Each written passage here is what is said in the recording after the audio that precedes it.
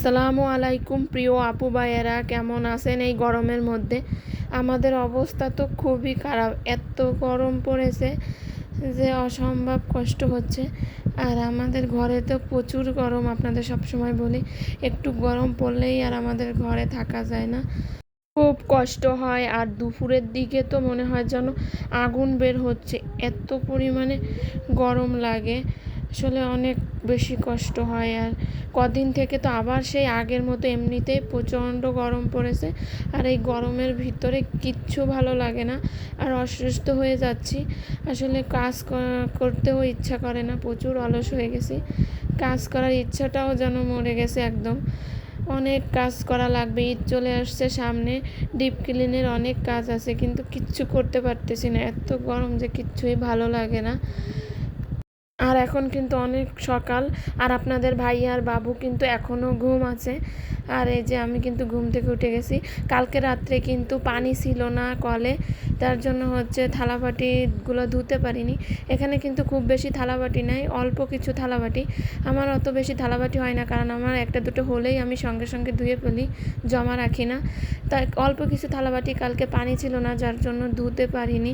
আর এই যে পানির সমস্যাটা প্রায় হয়, প্রায় সময় সাপ্লাইয়ের পানি ছাড়ে না, বন্ধ রাখে, যার জন্য খুব প্রবলেম হয়ে যায় মাঝে মধ্যে। আর এই যে চুলোটা দেখছেন, এটা কিন্তু পরিষ্কারই ছিল, তারপরেও কিন্তু একটু মুছে নিচ্ছি, তার কারণ হচ্ছে একদারিং তেলাপোকা খুব জ্বালাচ্ছে, এখন খুব তেলাপোকার প্রভাব দেখা যাচ্ছে, যার জন্য রান্না করব, তার জন্য হচ্ছে গিয়ে এখানে হচ্ছে চুলাটা মুছে নিলাম। আর আপনাদের সঙ্গে একটা টিপস শেয়ার করি আপুরা, আমি জানি আমার আপুরা অনেক বেশি ভালো জানে আমার চাইতে, তারপরে অনেক আপুরা আছে জানে না, অনেকে আছে নতুন, তাদের জন্য টিপসটা শেয়ার করতেছি। এই যে চুলা মোছার পরে চুলা শুকিয়ে গেলে চুলার যে মুখ থেকে আগুন বের হয়, ওখানে কিন্তু তেল দিয়ে রাখতে হয়, আর তেল দিয়ে রাখলে কিন্তু ওটা অনেক দিন ভালো থাকে, আর খুব ভালো হয়, ওটা ভালো থাকে। আমাকে কিন্তু ওই যে গ্যাস দেয় সেই বলে গেছিলো সবসময় তেল দিয়ে রাখবেন, আর আমি কিন্তু সেটাই করি, মাঝে মধ্যেই কিন্তু ওটাতে তেল দিয়ে রাখি, আর যে কোনো ধরনের তেল দিলেই হবে। আমি কিন্তু এখানে সয়াবিন তেল দিয়েছি। আর এখন কিন্তু সকালের নাস্তাটা তৈরি করে নিচ্ছি। তো আজকে সকালের নাস্তায় কিন্তু আমি এখানে রুটি বানাবো। আমি কিন্তু সব সময়ের জন্য একদিকে পরোটা আর রুটি বেলে নিই, আর অন্যদিকে কিন্তু ভাজি, একসঙ্গে দুটো কাজ করে নিই, কিন্তু আজকে কিন্তু সেটা করি নাই। আজকে ভাবলাম রুটিগুলো একবারে বেলে নিব, তারপর হচ্ছে সবগুলো এক এক করে সেঁকে নিব, যার জন্য রুটিগুলো আগে সব একসঙ্গে বেলে নিচ্ছি। বন্ধুরা, দূরে এবং কাছে যে যেখান থেকে আমার আজকের ভিডিওটা দেখছেন, সবাইকে অসংখ্য ধন্যবাদ। ভিডিওটা যদি আপনাদের কাছে একটু হলে ভালো লাগে, প্লিজ একটা লাইক করে দিন। আপনারা কিন্তু ভিডিও দেখেন কিন্তু লাইক দেন না, লাইকের সংখ্যা এত কম, তার মধ্যে তো ভিউজ নাই, ভিউজের জন্য হচ্ছে এত খারাপ লাগে, ভিডিও করার ইচ্ছাটাই কেন যেন দিন দিন মরে যাচ্ছে। আমার কিন্তু এখানে সব রুটিগুলো বেলা হয়ে গিয়েছে, আর এখন কিন্তু আমি একটা একটা করে ভেজে নেব। আর এদিকে হচ্ছে আপনাদের ভাইয়া কিন্তু রুটি অতটা পছন্দ করে না, আর রুটি বানালেও সে কিন্তু আবার আলাদাভাবে হচ্ছে রুটিগুলোকে পরোটা বানিয়ে খায়। তাই এখানে হচ্ছে আমি আপনাদের ভাইয়ার জন্য এখানে হচ্ছে এই যে সিদ্ধ করা রুটিগুলাই হচ্ছে তেল দিয়ে পরোটা ভেজে নেব, তার কারণ হচ্ছে রুটিগুলো অতটা পছন্দ করে না আর খাবে না, দেখা যায় আমি রুটি বানিয়ে রাখলে ওটাকেই আবার তেল দিয়ে ভেজে নেয়। তাই ভাবলাম একবারেই হচ্ছে ওর জন্য হচ্ছে পরোটাটা তৈরি করে নিয়ে আলাদাভাবে। আমার প্রিয় প্রিয় আপুরা কিন্তু দেখেছি অনেকেই ঈদের প্রস্তুতি নিয়ে নিয়েছে, সবাই কিন্তু ঈদের জন্য ডিপ ক্লিনের কাজগুলো শুরু করে দিয়েছে, আমি কিন্তু এখনোই কিছু করতে পারিনি। আসলে গরমে আর কিছু করতে ইচ্ছা করে না, শরীরটা একেবারে খারাপ হয়ে গিয়েছে, আর ডিপ ক্লিনের কাজ করতে কিন্তু অনেকটা সময় নিয়ে করা লাগে, আর অনেক কষ্ট হয়। কষ্ট হোক আর যাই হোক, করা তো লাগবেই, আমার সংসার আমাকেই কাজ করতে হবে, হয়তো একটু সময় লাগছে, দেরি হচ্ছে, কিন্তু সবই আমাকেই করা লাগবে, তাই সময় থাকতে হয়তো করাই ভালো, আলসেমি না করে, কিন্তু একটু আলসেমি করে ফেলছি। আমার বাবাটা কিন্তু উঠে গেছে, আর সে ঘুম থেকে উঠেই বলছে বিস্কুট দাও। এদিকে কিন্তু রুটি বানিয়েছে, সে রুটি খাবে না, সে কিন্তু বিস্কুট খাবে। এখানে হচ্ছে আমি বিস্কুটটা রিফিল করে নিলাম, আর বাবাটারে কিছু বিস্কুট খেতে দিলাম। আর এখানে কিন্তু এখন একজন মেহমান এসেছে আমার বাসায়, আর মেহমানের জন্য আপ্যায়নের ব্যবস্থা করতেছি। বাসায় মেহমান আসলে কিন্তু বেশ ভালো লাগে, আর মেহমানের জন্য এইভাবে সুন্দর করে সাজিয়ে গুছিয়ে খাবার রেডি করতে কিন্তু আমার অনেক ভালো লাগে। কার কার কাছে ভালো লাগে আপুরা কমেন্টের মাধ্যমে জানায়েন, এভাবে মেহমানের জন্য খাবার রেডি করতে আমার তো অনেক বেশি ভালো লাগে। আর এখন কিন্তু দুপুরে রান্না করতে চলে আসলাম। আমি কিন্তু এখানে মাছ ভেজে নেব, পাঙ্গাস মাছ।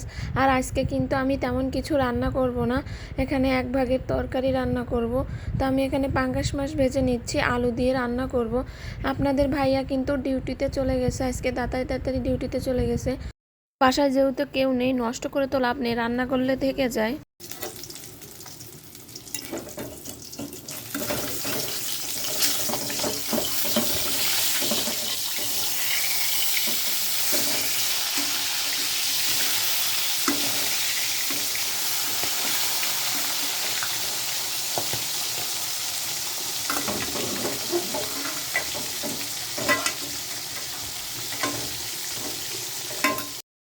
আমার কিন্তু এখানে মাছ ভাজাটা হয়ে গিয়েছে, আর এখন হচ্ছে আমি মাছ ভাজাটা নামিয়ে নেব। আর এই কড়াইতেই হচ্ছে আমি মাছ ভাজার কড়াইতেই হচ্ছে তরকারিটা রান্না করে নেব। তো এখানে হচ্ছে আমি মাছটা নামিয়ে নিলাম, আর এখন হচ্ছে মশলাটা কষিয়ে নেব। আর এদিকে আমি হচ্ছে তরকারি রান্না করতে করতে কিন্তু হঠাৎ করে কারেন্ট চলে গিয়েছিল। আপনারা বুঝতে পারছেন কিনা জানি না, বেশ কিছু সময় কিন্তু কারেন্ট ছিল না, এখন কিন্তু আবার কারেন্ট চলে এসেছে। এক তো গরম, তার ভিতরে বলেন তো এভাবে কারেন্ট চলে গেলে গরমের মধ্যে কি অবস্থা হয়। তা আমার এই পাশে যেহেতু একটা জানলা আছে, এই জানলা দিয়ে মাঝে মধ্যে কিন্তু খুব সুন্দর বাতাস আসে, যার জন্য একটু কষ্টটা কিন্তু কম হয়। আর এখানে কিন্তু এই যে তরকারিতে আমি ঝোল দিয়ে দিছি, আর এখন কিন্তু মাছগুলো দিয়ে দিলাম। ইদানিং কেন যেন ভিডিও করতে একদমই ইচ্ছা করে না, আসলে ভিডিওতে একদমই ভিউজ নাই। দিন দিন কেন যেন ভিডিও করার ইচ্ছাটা মরে যাচ্ছে, মাঝে মাঝে মনে হয় যে ভিডিও করা বন্ধ করে দিই।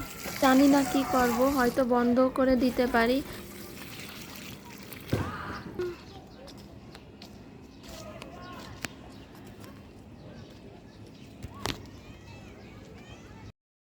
কিন্তু এখন ছাদে আসছি পানি দিতে গাছে, আর এদিকে দেখলাম ওই যে সূর্য। আর যখনই আমি ছাদে উঠি বিকেলবেলা, আর ওই যে সূর্যটা ডুবে যায়, ওটা দেখতে আমার অসম্ভব ভালো লাগে। অনেক আপু ভাইয়েরা আছে কিন্তু ভিডিও দেখে কিন্তু একটা লাইক দেয় না, দেখা যায় হচ্ছে ভিডিওর অর্ধেকেরও অর্ধেক লাইক ওঠে না। আসলে খুব খারাপ লাগে, একটা লাইক দিতে যে কি কষ্ট হয় আমি জানি না। আমি কিন্তু যখনই কারো ভিডিও দেখি সবার আগে কিন্তু একটা লাইক দিয়ে নিই। আর এখানে দেখেন বিস্কুট ফুল গাছ হয়েছে, এমনিতেই হয়েছে। আগের দিন তানু মনু আইডি থেকে ভাইয়াটা বলতেছিল যে বিস্কুট গাছ যে কোথা থেকে হয় কিছুই বুঝতে পারি না, একা একাই হয়। সত্যিই তাই, এই যে এখানে কিন্তু শুধু মাটি রেখে দিয়েছিলাম, কিন্তু বিস্কুট গাছ যে কোথা থেকে এসেছে জানি না। তো আজকের ভিডিওটা আমি এখানে শেষ করছি। আল্লাহ হাফেজ, আসসালামু আলাইকুম।